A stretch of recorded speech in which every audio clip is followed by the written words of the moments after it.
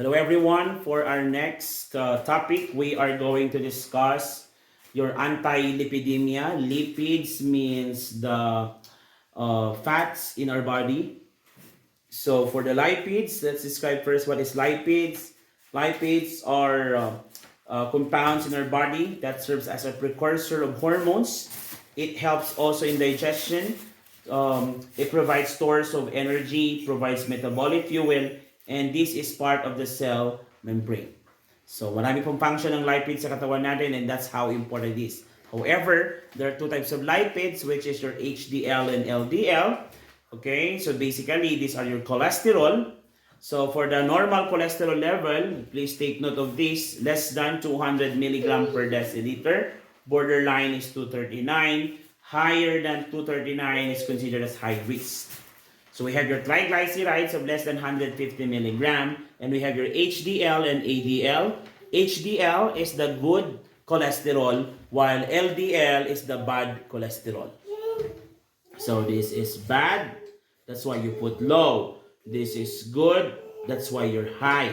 Okay, so that is your lipid profile. You have to memorize them, specifically the cholesterol level, which is less than 200 milligram per deciliter.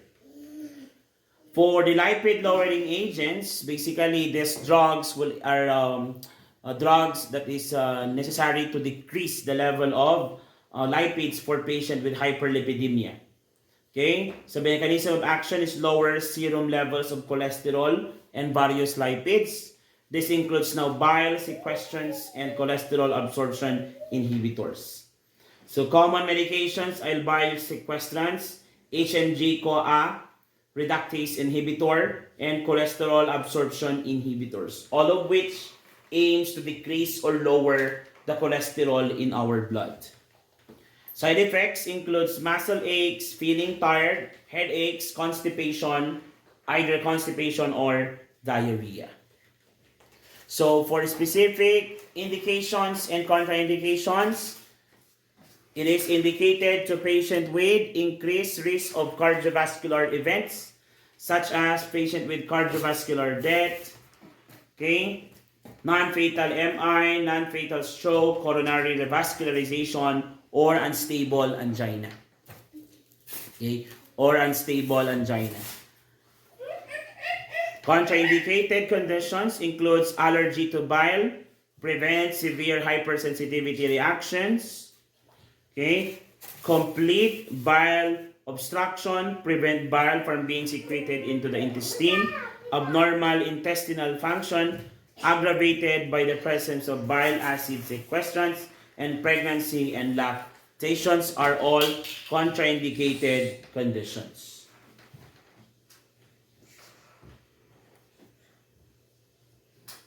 So for the nursing consideration, contraindicated in liver diseases.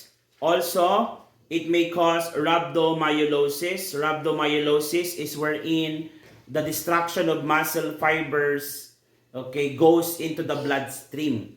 Okay?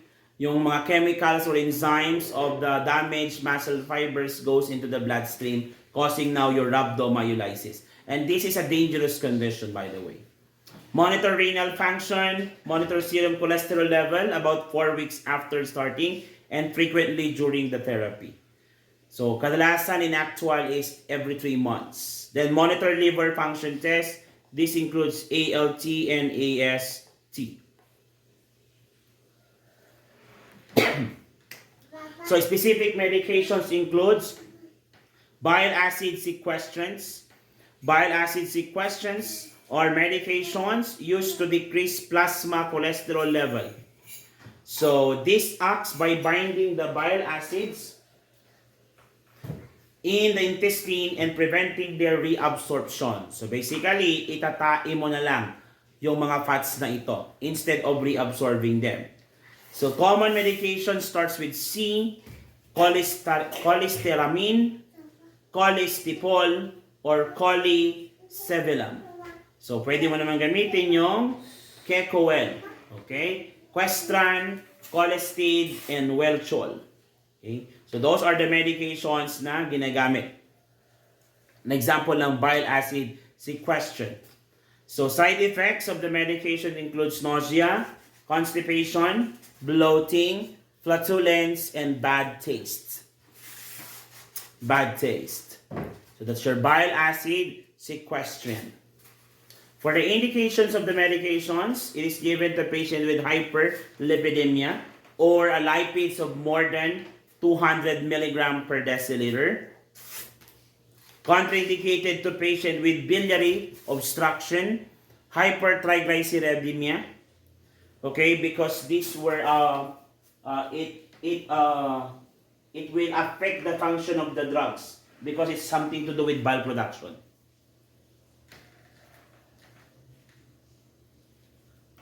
So let's continue. Nursing considerations, monitor the client's lipid profile, the liver function test, which is your ALT and AST, and vitamin levels.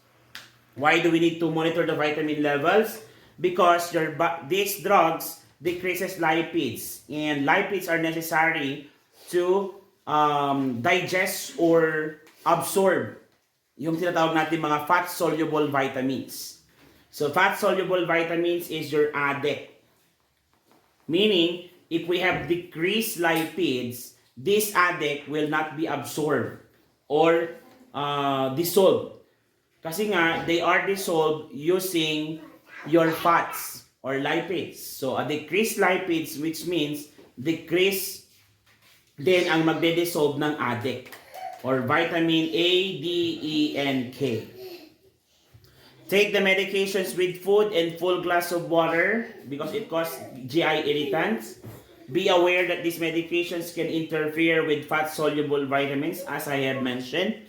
And before starting the bile acid questions, consider bleeding problems, allergies, other medications, and surgical or dental plans. Next drug is your HMG-CoA reductase inhibitors. This is a more common anti-lipids drugs, okay, also known as your statins, are the class drugs that lower cholesterol level by blocking the enzyme HMG-CoA reductase. So these medications commonly ends with statins. So we're going to make use of the mnemonics FLARPs, F for fluvastatin, L for lovastatin, A for atorvastatin, rosuvastatin for R, pitavastatin, pravastatin, and simvastatin. Simvastatin is the first generation. Yung mga bago natin, sila atorvastatin and rosuvastatin. So lahat po yan ay pampababa ng cholesterol. Kadalasan, in-order po yan ng doktor for 3 months, continuous intake. Then, you have to retake lab tests after 3 months. Then, indications and contraindications includes hypercholesterolemia. Of course, pag mataas ang cholesterol mo, you will take the drug. Primary and secondary prevention of coronary heart disease. Why? Because if you have hypercholesterolemia, you are also prone to develop coronary heart disease and even stroke.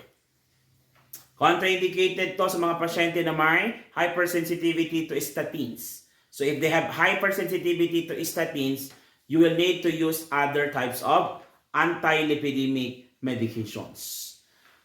Also contraindicated to active liver diseases because it cannot be detoxified by the liver. Pregnancy is also not allowed to take these medications because pregnant women requires more fats to develop the hormones needed for pregnancy. And lactating women, same thing is true. Okay, in order to produce more milk, okay, fats is necessary. Okay, in order to create the hormones necessary for lactation. And co-administration of strong CYP3A inhibitors. This is contraindicated with that. Nursing considerations include providing patient education, monitoring for side effects and potential complications, and implementing interventions to manage any identified risks or problems. So that is the second, the statins. And the last one is your cholesterol absorption inhibitor. From the word itself, cholesterol absorption inhibitor it inhibits the absorption of cholesterol. So mechanism of action includes a new class of cholesterol-lowering medications wherein it blocks the transport of protein that mediates cholesterol absorption in the small intestine. Basically, decreasing the absorption of cholesterol in the small intestine, specifically in the jejunum. Common medications na cholesterol absorption inhibitors is your isa lang, ezetimibe, okay? Or ezetimibe, or Zetia, okay? Zetia.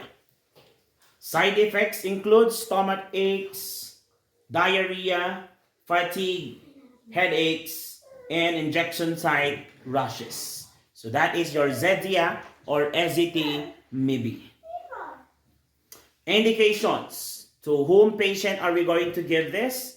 Indications includes adjunct to diet and exercise.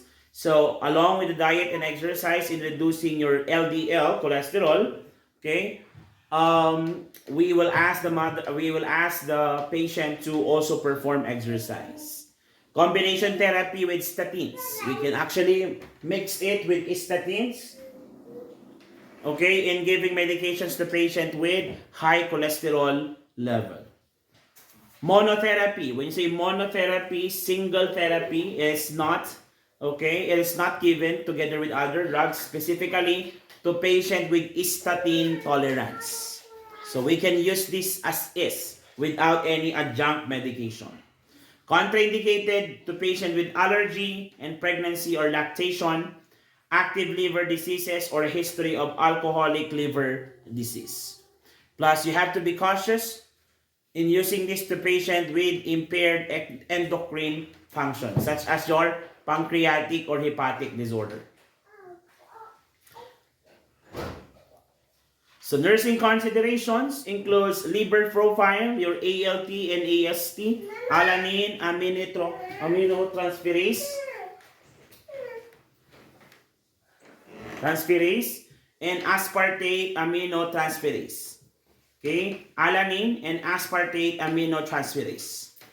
So monitor for adverse events such as liver toxicity and diarrhea, and monitor for muscle-related adverse event. Okay, so adverse event, especially if the drug is used in combination with statins. So that would be all for this one. If you do have any question, please feel free to comment it down in our comment section, and we will try to answer that in our next video. So that would be all. Thank you very much, and bye for now.